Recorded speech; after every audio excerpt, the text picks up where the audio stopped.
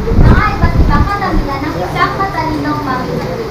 Si Dimol bilang si Alicena na ang aming matalinong mamimili, sina Gapalta at Magdadaro naman, Alnera at Piranya ang aming mga tindera.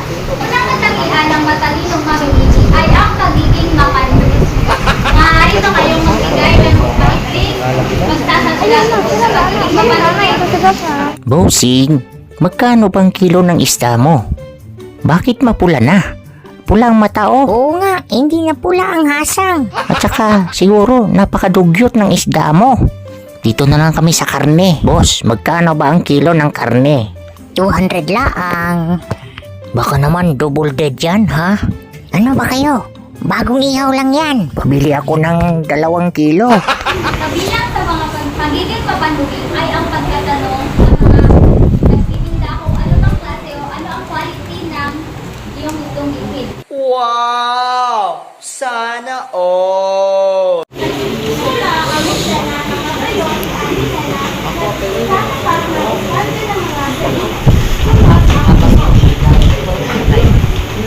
Kinuha ang isang lata ng sardinas. Ah, sige.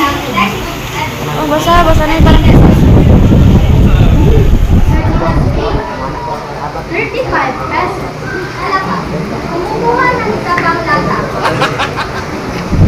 Binabasa ang sangkap, tinitignan ang expiration date. Okay naman. 38 pesos naman. Mas marami ng kaunti. Ay, oo, Inay. Naghahanap lang ako ng masarap at abot kaya sa sardinas. Ito kasi sardinas 35 pesos, pero hindi naman mahal ito. Ito naman sardinas medyo mahal pero mukhang masiksik. Tinitignan niya kung puti ang mula sa presyo at kalidad. Iniwan ni Alicena ang mga sardinas at sinapit ay walang kinukuha lahat. Ngunit bago natin magsasanila, maaari ka kayo magbigay ng isang katalasyan.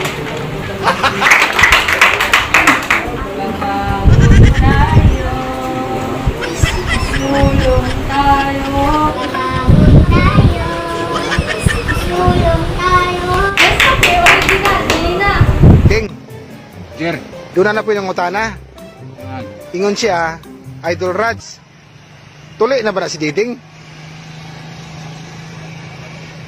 Ako, sir. Okay na ko. Oh, Nawaton ako ng giatas, oh, Ginoo. tama. Kung patuloy mo, kamo lang. Ako dami na yun.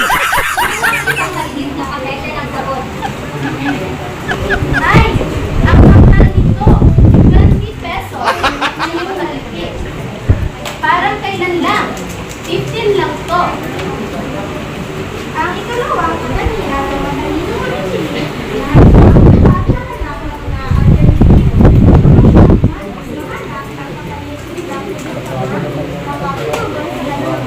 Napansin ang isang mas malaking pakete ng generic na sabon.